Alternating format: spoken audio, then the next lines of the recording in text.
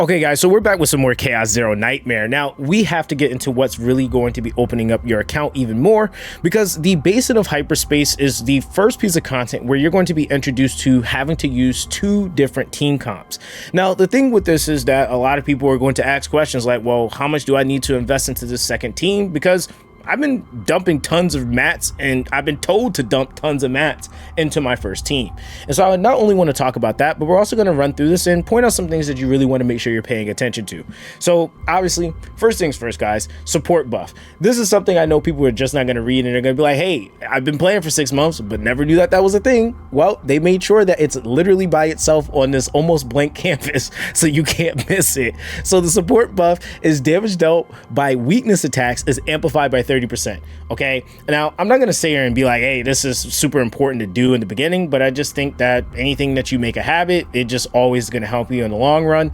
And I will say that attribute is really important because of the weakness attacks that you're able to take advantage of, because that is just gonna make the fights much easier. Now there are some builds that can counteract this where it gives you weakness attacks always, so it does kind of like trump the idea of having to have a specific attribute, but that's only something you can really, like, I would say, gamble on if you're at that point. Right now, as you can see here, my team 1 and my team 2, we've already showcased and, you know, kind of talked about a little bit about what my team 2 build is, but my team 1 is what I would consider to be my weaker investment or lower investment units. So I actually will run through this real quick because I just want to show you guys also how they perform in quote unquote being the weaker of the two teams, and really just how this content like kind of starts out. So we're gonna actually put it on auto. Now the thing is that the character that's the most developed on this team is actually going to be my tank. Everybody else from like Ray is going to be like way weaker. And the other thing is too is that this is only what, like day 3-4 for some people, so you're not going to have a ton of mats to that degree to have everything fully invested like this, right? Now as you can see though, they're still putting up some pretty solid numbers. I will say one of the things that seemed to really matter the most was making sure that I just leveled the characters, right? Because I know some people are going to try to go for the whole 9 yards, get the memory fragments, I need to go all the way on their potentials. No, I mean, honestly, the other, like, 2 of these characters don't even have potentials invested at all, right? But as you can see, the team works just fine. And the cool thing is that, like I said, like, and what a lot of you guys even mentioned from the last video, which shout out to you guys for showing so much love to that. A lot of you guys were mentioning how, like, yes, the team comps are very vast, but you do want to make sure that you are respecting the synergy, which I 100% agree. You want to make sure you do have a cohesive team. Like, don't put a whole bunch of nonsense together that just doesn't make sense. But it again, with the game's accessibility, it doesn't limit you to not being able to do anything, right? So as you can see, we're here on the 3rd wave. There's really not any strategy to these earlier stages, obviously, because it's the very beginning. But again, we want to start trying to get these stars, because this is going to be opening us up to the next shop or the next like resource that we can basically utilize to make things stronger on our account. So we're almost done with this last dude here. I think, what turn are we on? Was that 6? I don't think we're on 6. And I think it's actually terms accumulative between the 2 teams. So that's where like investment is going to definitely come into play. Now my second team is like pretty OP, so they're probably gonna hit this and like clear this in like a couple of hits if we're being real here. So let's see what they hit here for. Oh, they actually don't. Well, no, are they gonna go heavy bash here? Yeah, thanks. Yeah, 202, so that's not bad. Yeah, so yeah, they like basically almost one-shot that just between the Ren and the Hugo here, which is pretty, like, oh man, like, and that's the other thing too, is that like even the 4 stars are pretty busted. Now we're already in the last wave, and this is basically GG. Goodbye.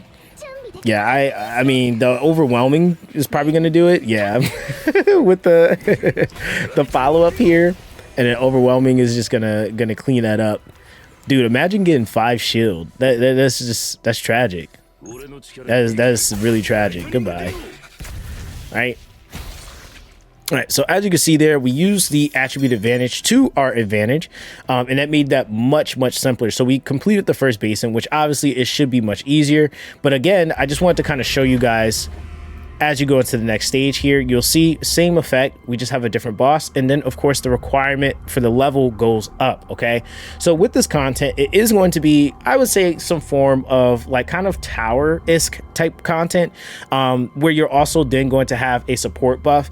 Now, I'm assuming that the support buff is probably going to alternate out or change depending on what they end up adding, because this seems like, again, for what it's worth right now, it does cap at 30 stars.